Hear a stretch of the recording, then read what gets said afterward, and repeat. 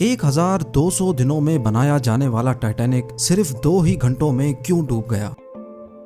10 April 1912 یہ وہ دن تھا جب دنیا کا سب سے بڑا اور مہنگا ترین بحری جہاز ٹائٹینک اپنے پہلے سفر کے آغاز کے لیے بالکل تیار تھا۔ اس دن اٹلانٹک اوشن بے حد پرسکون تھا اور سمندری طوفان آنے کا دور دور تک کوئی چانس نہیں تھا۔ جہاز میں 1500 پیسنجر سوار بھی ہو چکے تھے اور لاکھوں لوگ ڈاک پر ٹائٹینک کے پہلے سفر کا آغاز دیکھنے کے لیے کھڑے تھے۔ نہ ہی پیسنجرز کو، نہ ہی الوداع کرنے والے لاکھوں لوگوں کو اور نہ ہی ٹائٹینک کے عملے کو معلوم تھا کہ جو جہاز کچھ ہی دیر میں روانہ ہونے والا ہے اس کو بناتے وقت 6 ایسی غلطیاں کی گئی ہیں جو اس جہاز کو بدتر کی وجہ سے نہیں بلکہ اپنی کامیابی کی وجہ سے دنیا میں فیمس ہوتا۔ آخر ایسی کون سی 6 غلطیاں تھیں جو 40 سال ایکسپیرینس رکھنے والے ٹائٹینک کے کیپٹن ایڈورڈ اسمتھ کو بھی نظر نہیں آئی؟ کیپٹن کے 40 سال کے ایکسپیرینس کو تو چھوڑیں، یہ غلطیاں ٹائٹینک آپریٹ کرنے والی کمپنی دی وائٹ اسٹار لائن، جس کو 107 شپس آپریٹ کرنے کا ایکسپیرینس تھا، ان کو بھی نظر نہیں آئیں۔ اور تو اور یہ غلطیاں ٹائٹینک مینوفیکچر کرنے والی کمپنی ہارلینڈ اینڈ وولف کو بھی نظر نہیں آئیں، جنہوں نے صرف ٹائٹینک سے پہلے ہی 500 سے زیادہ شپس مینوفیکچر کی تھی۔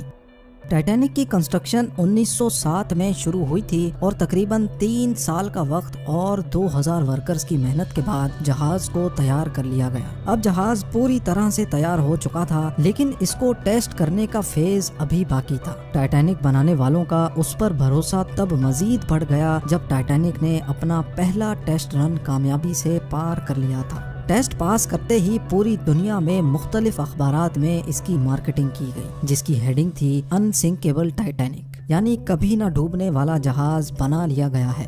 جہاز کا پہلا سفر انگلینڈ کے شہر ساؤتھ ہیمپٹن سے شروع ہونا تھا، جس کا دن 10 اپریل 1912 مقرر کیا گیا اور جس کی منزل امریکہ کا شہر نیو یارک تھی۔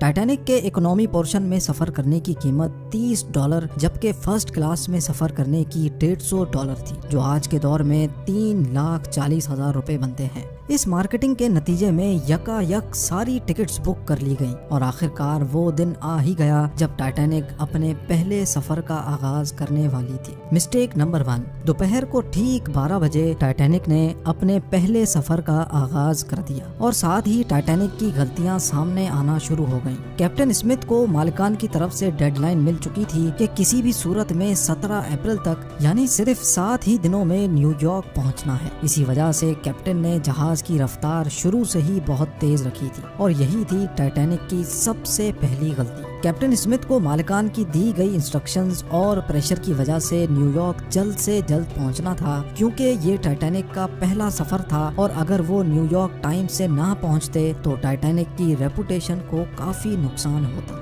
دنیا کی کوئی بھی گاڑی ہو، مشین یا پھر جہاز، ان کے کئی آپریٹنگ پروسیجرز ہوتے ہیں، جن میں اسپیڈ لمٹ بھی ان پروسیجرز کا ایک پارٹ ہوتا ہے، اور وہ پارٹ ٹائٹینک کے سفر کے آغاز میں ہی وائلیٹ کیا گیا تھا۔ تھوڑی ہی دیر میں جہاز ساؤتھ ہیمپٹن کے پورٹ کو اتنا پیچھے چھوڑ گیا کہ اب دور دور تک نیلے سمندر کے علاوہ کچھ نظر نہیں آ رہا تھا۔ مسٹیک نمبر 2، اب ٹائٹینک کو چلتے ہوئے 3 دن گزر چکے تھے۔ فرانس اور آئرلینڈ میں تھوڑی دیر کے اسٹاپ کے علاوہ ٹائٹینک پچھلے 72 گھنٹوں سے مسلسل نیو یارک کی طرف بڑھتا چلا جا رہا تھا۔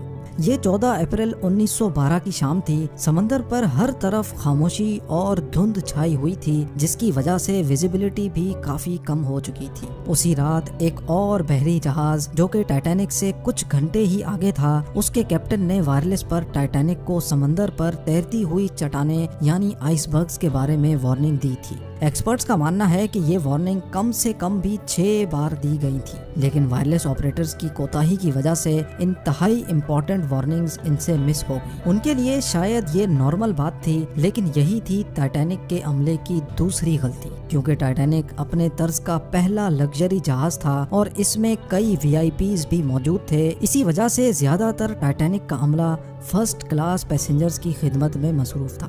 اگر ان وارننگز کو سیریس لیا جاتا تو آگے کا پورا سین ہی الگ ہوتا۔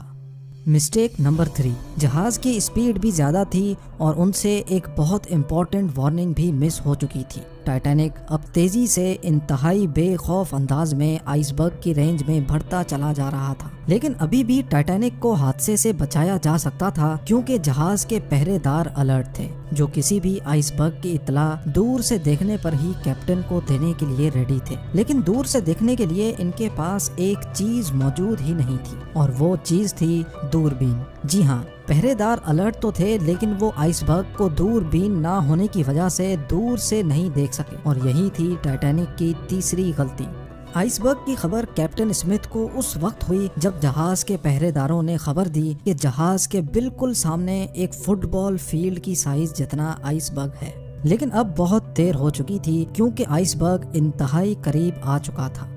مسٹیک نمبر 4، کیونکہ اٹلانٹک اوشن میں اکثر شپس کو ایسے آئس برگز کا سامنا کرنا پڑتا ہے جس کو بڑے بڑے بحری جہاز آرام سے ہینڈل کر لیتے ہیں، شاید کیپٹن اسمتھ نے بھی یہی سوچا تھا۔ آئس برگ کی خبر ملتے ہی کیپٹن اسمتھ نے جہاز کے انجن بند کرنے کا حکم دیا اور ساتھ ہی ٹائٹینک کا رخ بدلنے کا بھی آرڈر دیا۔ بے شک کیپٹن اسمتھ نے آئس برگ سے بچنے کی بہت کوشش کی، لیکن فاصلہ اتنا کم رہ گیا تھا کہ کچھ بھی کرنا فضول ثابت ہوا۔ آئس برگ اب ٹائٹینک کے سینٹر سے ٹکرا چکا تھا، لیکن ٹائٹینک کے ابھی بھی بچنے کی کافی امید باقی تھی۔ یہ امید باقی رہ گئی تھی کہ شاید آئس برگ جہاز کی باڈی کو نقصان نہ پہنچائے یا پھر آئس برگ جہاز سے ٹکراتے ہی خود ہی ٹوٹ جائے، اور شاید ہوتا بھی ایسے ہی اگر ٹائٹینک کی چوتھی غلطی اپنا کام نہ دکھاتی۔ ایکسپرٹس کا ماننا ہے کہ ٹائٹینک کی باڈی پر جو ریوٹس لگی تھیں وہ اسٹیل کی نہیں بلکہ کاسٹ آئرن کی بنی تھی۔ ان ریوٹس کا کام لوہے کے بڑے بڑے پیسز کو آپس میں جوڑے رکھنا ہوتا ہے، لیکن چونکہ کاسٹ آئرن اسٹیل سے نرم ہوتا ہے، اسی وجہ سے جس جگہ آئس برگ ٹائٹینک کی باڈی سے ٹکرایا وہاں کے ریوٹس پریشر کی وجہ سے کھل گئے، اور پھر وہی ہوا جس کا ڈر کیپٹن اسمتھ کو تھا۔ مسٹیک نمبر 5، ٹائٹینک کی ٹکر ایک فٹ بال فیلڈ جتنے بڑے آئس برگ سے ہو چکی تھی اور اب جہاز کے نچلے حصے میں پانی بھرنا شروع ہو چکا تھا۔ اس خطرناک تصادم نے پورے عملے اور پیسنجرز کو الرٹ کر دیا تھا، اور ساتھ ہی جہاز میں موجود ٹائٹینک کے مالک جوزف بروس کو بھی۔ بے شک ٹائٹینک میں پانی بھرنا شروع ہو گیا تھا، لیکن ابھی بھی ٹائٹینک کے بچنے کی امید باقی تھی، کیونکہ ٹائٹینک کو ایسے ڈیزائن کیا گیا تھا کہ اگر اس کے 3 فلورز میں پانی بھر بھی جائے پھر بھی یہ نہیں ڈوب سکتا۔ لیکن بدقسمتی تھی اس جہاز کی کہ 3 فلورز کو کراس کر کے پانی اب 4تھے فلور تک جا پہنچا تھا۔ اب معاملہ ہاتھ سے نکل چکا تھا، ٹائٹینک آہستہ آہستہ اوشن میں ڈوبتا جا رہا تھا۔ اب جہاز کی فکر کیے بغیر اس میں موجود پیسنجرز کی جان بچانے کا وقت آ چکا تھا۔ کیپٹن اسمتھ نے ریڈیو پر ایمرجنسی الرٹ جاری کر دیا۔ جب تک کوئی مدد کے لیے آتا تب تک پیسنجرز کو لائف بوٹس میں شفٹ کرنے کا پلان کیا گیا، لیکن اس موقع پر 5ویں غلطی نے اپنا کام دکھا دیا۔ جی ہاں، جہاز میں ٹوٹل 32 لائف بوٹس کی جگہ تھی، لیکن کوتاہی کی وجہ سے صرف 20 بوٹس ہی رکھی گئی تھی۔ پیسنجرز تھے 1500 اور بوٹس تھی صرف 20۔ مسٹیک نمبر 6، ہر طرف افراتفری کا عالم تھا اور ہر شخص ان چند گنی چنی کشتیوں میں سوار ہونا چاہتا تھا۔ 12:45 پر پہلی ایمرجنسی کشتی سمندر میں اتاری گئی، لیکن یہاں ہوئی ایک اور چھٹی غلطی۔ افراتفری کے عالم میں کشتیوں کو پورا بھرے بغیر ہی سمندر میں اتار دیا گیا، جس میں زیادہ تر فرسٹ کلاس پیسنجرز کو ترجیح دی گئی تھی، یعنی جو لوگ زیادہ امیر تھے ان کو پہلے بٹھایا گیا تھا۔ کشتیوں میں اگر زیادہ پیسنجرز کو بٹھایا جاتا تو انسانی جانیں کم ضائع ہوتی۔ اب جہاز تیزی سے سمندر میں ڈوبتا جا رہا تھا۔ 2:18 پر شارٹ سرکٹ کی وجہ سے ٹائٹینک کی ساری روشنیاں بجھ گئی تھیں اور اگلے ہی لمحے جہاز ٹوٹ کر 2 حصوں میں تقسیم ہو گیا۔ یوں ٹائٹینک کو سمندر کے اندر مکمل طور پر ڈوبنے کے لیے 2:40 لگے، اور اس طرح 1500 لوگ اٹلانٹک اوشن کے ٹھنڈے پانی میں ڈوب کر مر گئے۔ آپ کو ایک اور بات بھی بتاتے چلیں کہ پانی کا ٹیمپریچر اس وقت -2 ڈگری سینٹی گریڈ تھا، مطلب اگر پیسنجرز اس ٹھنڈے پانی میں چھلانگ بھی لگاتے تو بچنے کا کوئی چانس نہیں تھا، کیونکہ انسان اتنے کم ٹیمپریچر میں 30 منٹ سے زیادہ زندہ نہیں رہ سکتا۔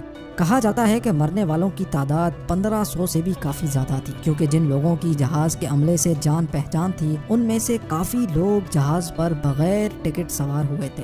زندہ بچ جانے والوں میں سب سے زیادہ تعداد بچوں اور خواتین کی تھی۔ دوسری طرف کیپٹن اسمتھ تھا جو سارا وقت لوگوں کی جان بچانے میں لگا رہا، اور وہ آخری آدمی تھا جس نے ڈوبتے جہاز سے چھلانگ لگائی تھی۔ امید ہے